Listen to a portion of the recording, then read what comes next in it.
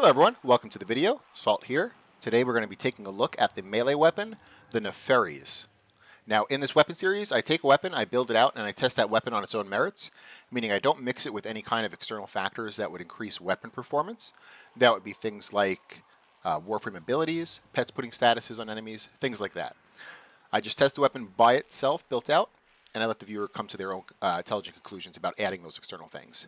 Now, the only difference when I do melee builds is that I do use one external factor, and that's going to be the pet. I do use a pet to apply statuses. And it's because on melee builds, pretty much every melee build in the game is going to use condition overload. So there's no point in not showing the weapon with a primer. And so my pet is the primer. If you haven't seen my Dirigi build before, you can... It was probably about like 2 months ago on the YouTube channel. You can take a look at it there. But he will be priming for me, but that's the only external factor I'll be using. So let's get into the Neferis here. So they're dual daggers. Hey Ryan, how's it going this morning? They're dual daggers. They have kind of like this little, I don't know if you can see this on the Twitch or the YouTube, but they have like kind of like a little aura around the front of the dagger, like a little fire aura. I guess you could probably change that color with the different thing. It's pretty cool. I'm doing pretty good. I woke up late today, so the video's probably coming out a little bit late. So interesting things about the Nepheri. It has one very interesting thing, and I'm actually going to have to come out of this to show it, but I'll explain it first. So the neutral light attack actually has your character spit fireballs, which is really cool. You know, you can play Frost and spit fireballs on Frost. So let me come out of the upgrade thing here, and I'll actually just show that. So the neutral light attack is not pressing W. You literally just hold E down. So when you hold E down, you do this, and then you spit the fireball. So you do slash, slash, spit. Slash, slash, spit. Now you'll spit out 4 fireballs. Those fireballs are going to have infinite body punch through. So if there's a group of enemies in front of you, you can actually shoot through all of them. It does have a max range. I believe it's 19 meters. And then the fireballs do 50% of the base damage spread out between the 4 fireballs. So that being said, they're a little bit more novelty than they actually are useful. I find when I play with this weapon, I actually just use the forward light attack, which does not have the spitting of the fireballs. The spitting of the fireballs is only the not moving forward light attack with where you're just holding down E. So I don't use it too much, but it's kind of like a novelty there. Okay. Oh, another thing too is the fireballs are alarming. So most melee weapons you can kind of be stealthy with, but with this one, if you decide to spit some fireballs, you will be seen. I guess it makes sense. So okay, let's get to the build here. I have 2 different builds I'm going to show. The first build is the build where you would use it if you are always going to have your melee weapon out. You are going in with a dedicated melee build, and that's it. You're just meleeing. The second build I'm going to show is if you're mostly using your ranged weapons, and you just switch to melee once in a while. Maybe you get the Acolyte that comes up that uses Zephyr's Turbulence, and so you can't shoot him, and so you have to switch to melee. And then you have to melee once in a while. Melee is not your primary thing. You're just switching to it once in a while. And so I'll show the differences between the 2 builds. But we'll show the main melee build first. Okay, so for the mods, we're going to have Primed Pressure Point. There are 2 other mods that could go here. I'll get to that at the end. So this is just flat damage. Sacrificial Steel is critical chance. Amalgam Organ Shatter. Oh my goodness, I can't speak this morning. Amalgam Organ Shatter is for crit damage and heavy attack wind-up speed. So if I type in Organ Shatter here, you can, if you don't have the Amalgam, you can use the regular Organ Shatter. This one gives 90 critical damage instead of 85. But with the addition of Tenai, you actually heavy attack quite a bit nowadays, because now you can basically heavy attack for free. You're not losing combo count for doing it. And so with Amalgam Organ Shatter, you get a lot quicker heavy attacks when you do the Tenai. So if you have access to Amalgam, use the Amalgam. If not, just use regular Organ Shatter. It's fine too. Next, we're going to have Gladiator Might.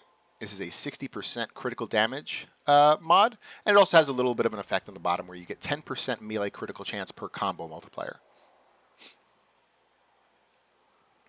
Next mod is going to be Condition Overload. Condition Overload is a gigantic flat damage increase, depending on your primer. So if you're using a primer yourself, or if you're going to do what I'm doing with my pet.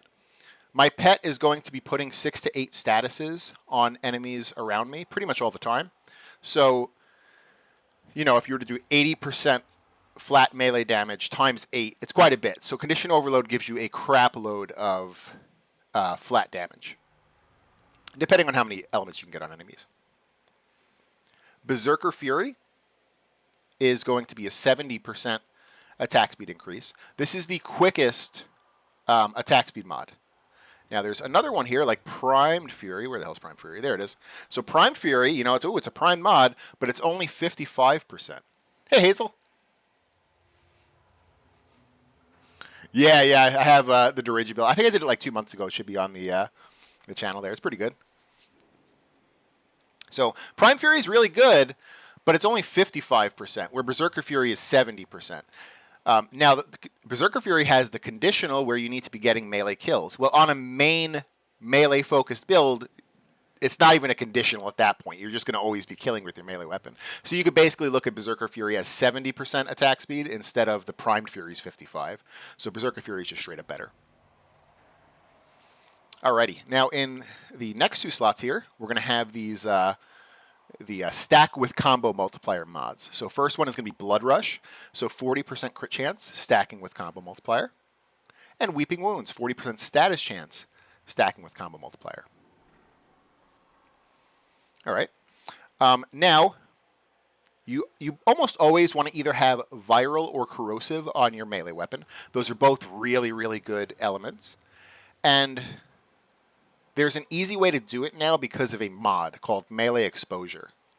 So normally we would basically have to use 2 mod slots to make Corrosive or Viral. But because of Melee Exposure, we just use the 1 Arcane slot, and now we have Corrosive on our weapon. Now, what Melee Exposure is going to do is it just puts Corrosive at 60% every time you cast an ability, and it stacks up to 240%. So 240% corrosive on your weapon. You just have to make sure you cast an ability once every 25 seconds, which is not that difficult. I guess if you're using a Warframe that has like really, really long abilities that you don't press very often, maybe this could be a problem. But I think most Warframes cast at least 1 ability every 25 seconds. All right. Then for the top 2 here, we'll look at Dreamer's Wrath first. So this is the Tenai mod. This is going to give you 50% more time to actually press that button. I think for most people, this is not really even a thing. Like, whatever. For me, I like it. I'm a little bit of an older dude, so I like the little bit extra time I get to have to actually click my middle click. But the bottom effect of it is very strong. So you get a 32% crit damage increase. So for Tenai attacks, for your heavy Tenai attacks. So that's a very good Tenai mod right there. Okay, now in the stance slot. Spinning Needle will be the stance that matches the polarity that comes with the weapon. And stances are completely up to you. They are completely up to you and what you feel is more comfortable for you to use. I'm going to quickly show the light, the forward light in all of them. The neutral light is the same across all 3 stances. It's all the // fireballs. It's the exact same one. I'm going to show the forward light for each of them. So I'll show Spinning Needle here. Let me go up here. It's going to kind of go forward with this. So very wide sweeping attacks, but it does kind of have like the whole like start, stop kind of thing where like you're not moving forward super fluidly. You're kind of stopping every now and then. Now I'm going to show Gnashing Papaya or Gnashing something. I forgot what it's called here.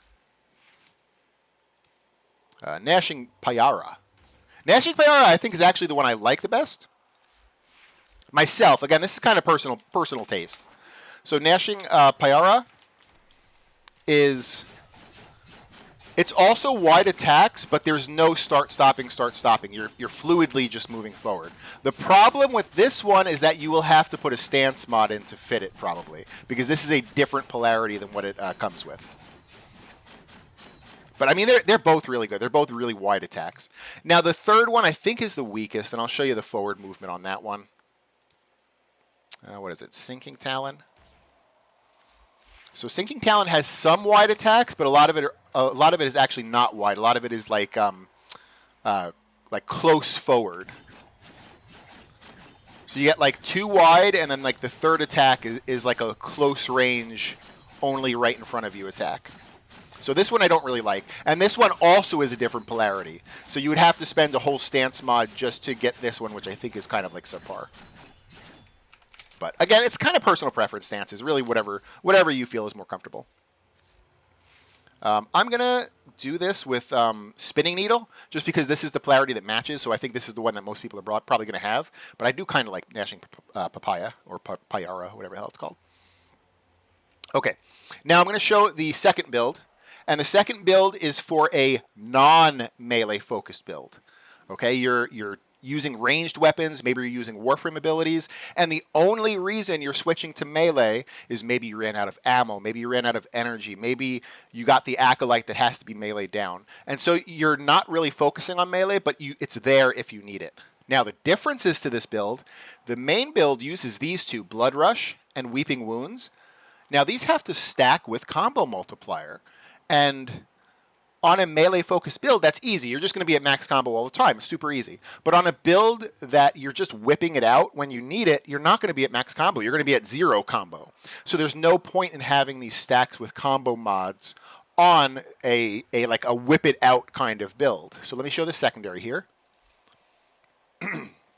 So pretty much all the same, except we got rid of those 2 mods here. So now we're actually going to put corrosive on the weapon, because again, we've changed our arcane as well. So now we have to put corrosive on the weapons. We have to put the 60/60 toxin and the 60/60 electric. There's a prime toxin as well. You might have to change your form up for that too. That's fine as well to use.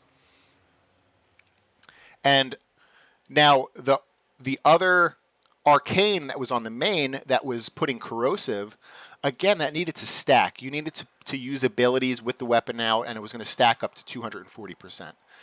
You don't have time for that if you're just using this weapon as a whip-it-out weapon when you need it in some cases. You're not going to have time to stack it. And so you need to have an arcane that works immediately.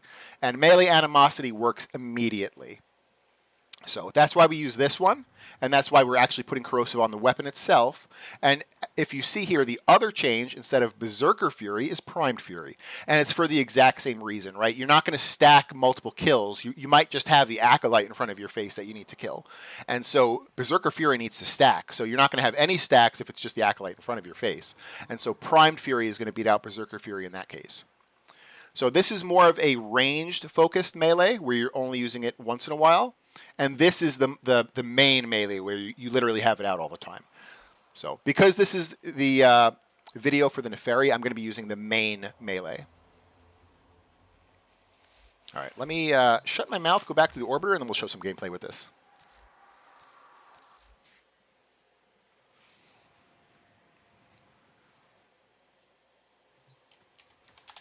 Let me just make sure I have everything on that should be on.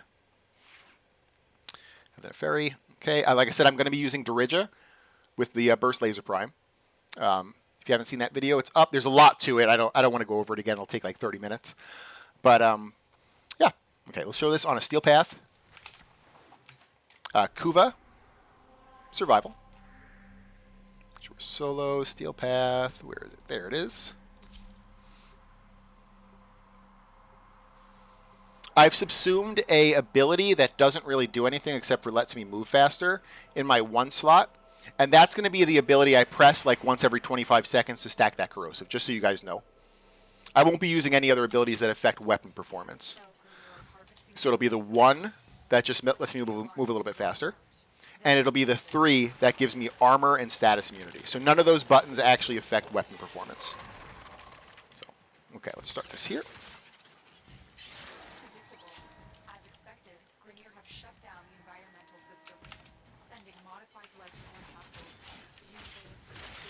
So as you see, Dirige is going to be putting 6 to 8 statuses on everything around us.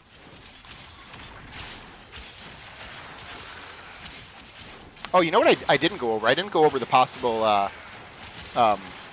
mods that go over Prime Pressure Point. After I do this Kuber Survival, I'll go over those.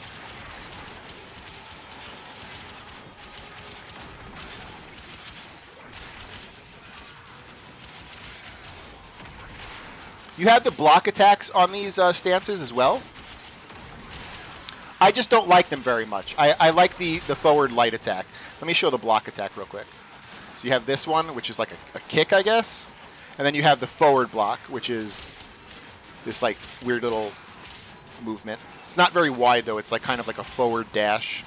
So I don't use those block attacks very much. I basically just use the forward light.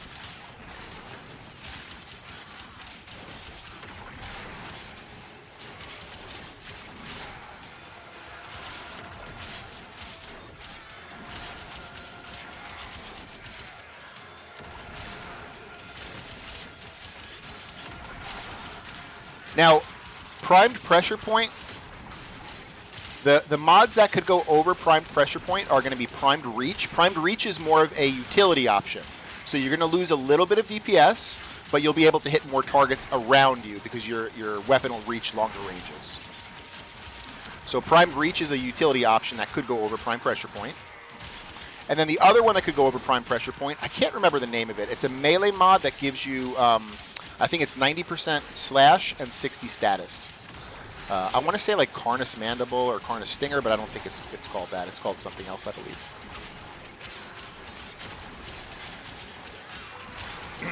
Now, Prime Pressure Point, it gives you 165 flat damage. It seems good, but when you already have like 500% flat damage from like Condition Overload when it's stacked up, that 165 is not very impressive anymore.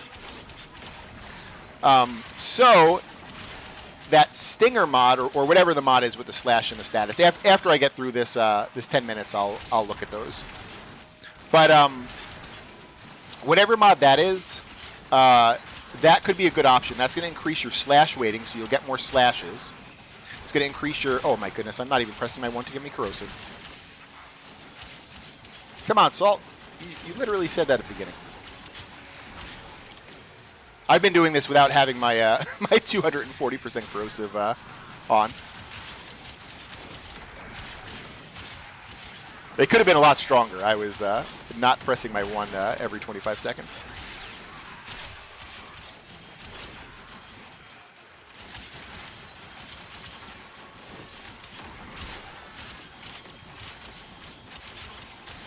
Have to remember to press Infested Mobility once in a while. Let me fill up with this too. I'll fill my armor and status meter here.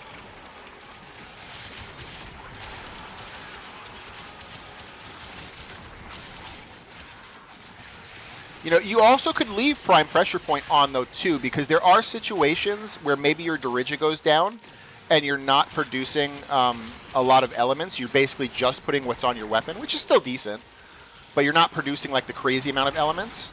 And so Prime Pressure Point like helps to possibly make up for those shitty situations. So like it's not completely horrible, but there are other options over it. Right, Violence is dead. It was pretty good.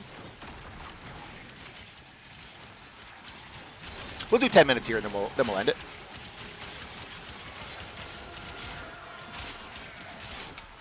But if you're confident in being able to like keep Dirige up, or you don't really care if he goes down once in a while, then the slash mod is a really good option, because it will increase your slash weighting. You'll get bigger slashes, more slashes. Well, not bigger slashes. You'll get more slashes. Now, let's spit a few fireballs too, because this has infinite punch through. So they actually go through everyone. It's not very impressive for damage. That's the only thing. But it does have infinite punch through. That's why I think the fireball spitting on this is a little bit more novelty than it is actually like useful. There we go. Spit some fireballs here. Yeah, I actually killed those guys pretty decently. I put infested mobility just so I could press that button every 25 seconds. It's a pretty crappy ability, but I didn't want to put any ability that would affect weapon performance. So it's basically just a crappy ability that doesn't basically doesn't have a cast time. It has 0 cast time. So I could press it every 25 seconds to keep my corrosive up. If you were doing this on like your own Warframe, you're going to have an ability you press every 25 seconds. That's an actual good ability. That's not infested mobility. So don't think you have to put infested mobility on. It's horrible. Infested mobility is a subsume that actually comes from the Helminth himself. So the Helminth actually has abilities that you can put on your Warframes as well.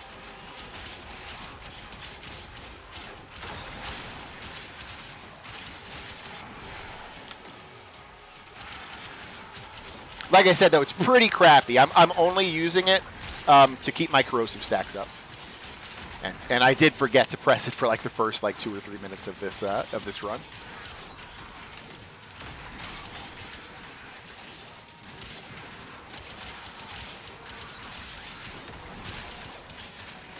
I really like using Dredja as a primer because you can be lazy. You don't actually have to prime for yourself. You just have a little robot that does it for you. And he does it very efficiently. I mean, he's putting 6 to 8 statuses on everything.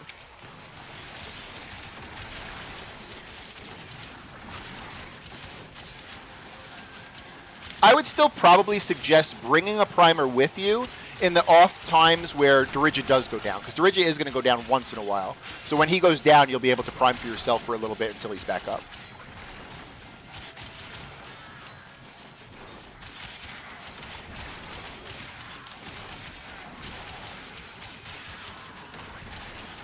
Let's spit some fireballs. Let's get a line of enemies. Here they are.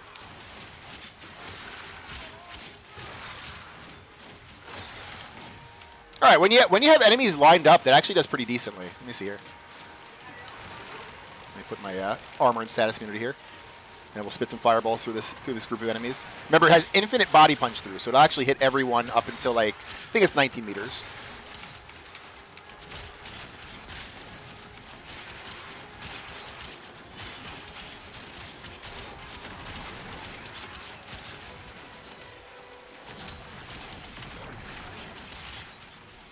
Oh, we have another Acolyte coming. Pretty much every melee weapon is a really good Acolyte killer, so I mean this is going to completely dumpster the Acolyte, but pretty much every melee does it. Melee is like some of the strongest weapons that you can take against Acolytes. Look at this guy. He's dead. See, Dredja's down, so now he's not priming for me. So in this case, Prime Pressure Point shines now, because now Prime Pressure Point is kind of making up for the little bit of that lost flat damage that we're going to have because Dredja's down. So don't discount Prime Pressure Point being bad just because it's a less amount of flat damage than Condition Overload. I mean, obviously it's a lot less, but it helps make up for the times where Dredja's down. Dredja's back up now, so you know now it's going to be less effective Prime Pressure Point.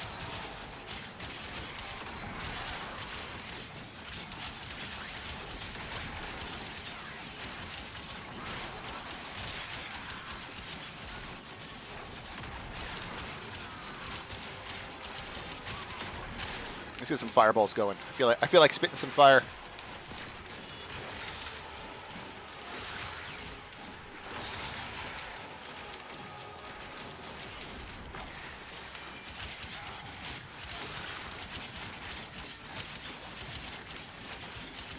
You know, maybe it is a little bit more than novel. Like maybe there are times where you could spit fireballs, but you really want to, in those situations, you want enemies lined up. I think if you're spitting fireballs at like single dudes, it's probably not worth it. Like you might as well just whack them with your melee. But if you get some dudes lined up, maybe it's worth spitting some fire.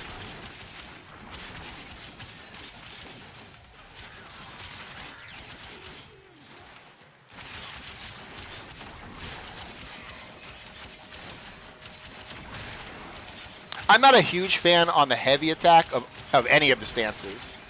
They're all pretty shitty. They all kind of look the same too. Maybe the heavy attack is just shared, but they're all kind of meh. They just, it's like a little dagger attack forward.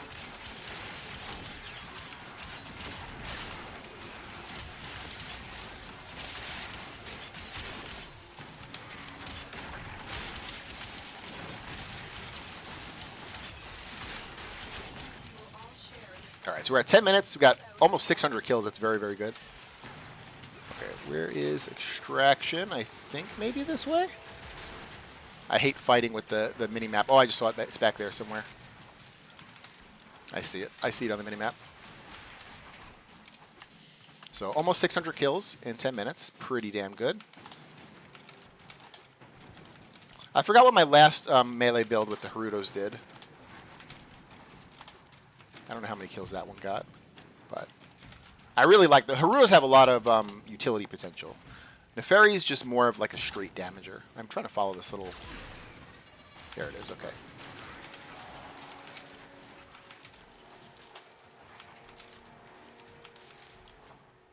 Nope, not that way, this way over here.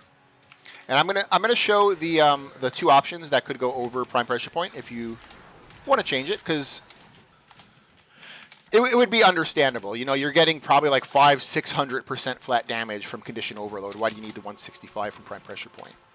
But prime pressure point does help in the situations where Dirige goes down, because then you aren't getting that like 500 or 600 conditional flat damage.